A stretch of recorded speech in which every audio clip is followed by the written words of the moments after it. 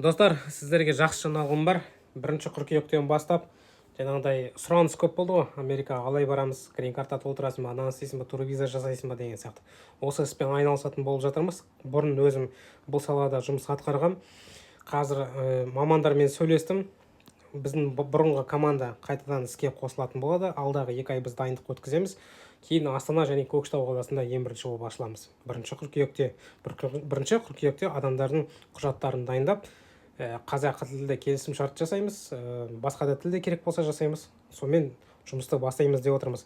Егер ақш-қа барамын 2026 жылы деген сондай бір ойларыңыз болса, ниеттеріңіз болса, болмаса грин картаға тапсырып беріп, анкета толтырып беріп, басқа да нәрселерді айтып деген сияқты, осы Америкаға қатысты мәселелермен жұмыс жасайтын боламыз.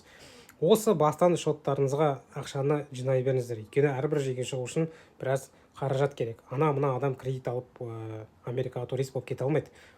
Сол үшін сіздер де дайындықты бастаңыздар. Алдағы уақытта жұмыс жасаймыз. Рахмет.